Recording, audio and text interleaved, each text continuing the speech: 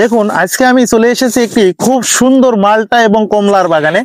যেদিকে তাকাবেন সেদিকে শুধু মালটা আর মালটা, কমলা আর কমলা। এটি কিন্তু ভারত কিংবা থাইল্যান্ড কিংবা চীন নয়, এটি আমাদের বাংলাদেশের ছোট্ট একটি জেলা চুয়াডাঙ্গা। এই চুয়াডাঙ্গা জেলার চুয়াডাঙ্গা সদরের কুতুবপুর গ্রামের আক্তার হোসেন ভাইয়ের কিন্তু এই বাগান। তিনি একটি বিশাল উদ্যোগ নিয়েছেন এবং এই উদ্যোগ নেওয়ার পরে কিন্তু তিনি সফল হয়েছেন। নিজে চোখে আপনারা দেখলেই বুঝতে পারবেন কত সুন্দর মালটা এই বাগানে হয়েছে। একটা স্পট নেই, একটা ঝরা নেই, কোনো রোগ নেই। আপনি ইচ্ছা করলে আপনার এলাকাতেও কিন্তু আপনি এভাবে মালটা চাষ করতে পারেন।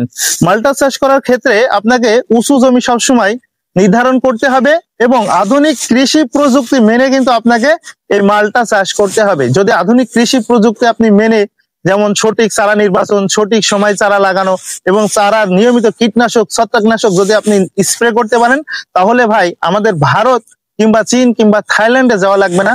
আমাদের বাংলাদেশেই আপনার বাড়ির পাশেই আপনার জমিতেও কিন্তু এই ধরনের মালটা এবং কমলা হওয়া সম্ভব। তাই আসুন আমরা সকলেই বিদেশের দিকে না ঝুঁকিয়ে নিজে সবাই উদ্যোক্তা হয়ে এভাবে আক্তার ভাইয়ের মতো সুন্দর করে মালটা এবং কমলার বাগান গড়ে তুলি, নিজের দেশ এবং নিজেকে সামনের দিকে এগিয়ে নিয়ে যাওয়ার জন্য চেষ্টা করি।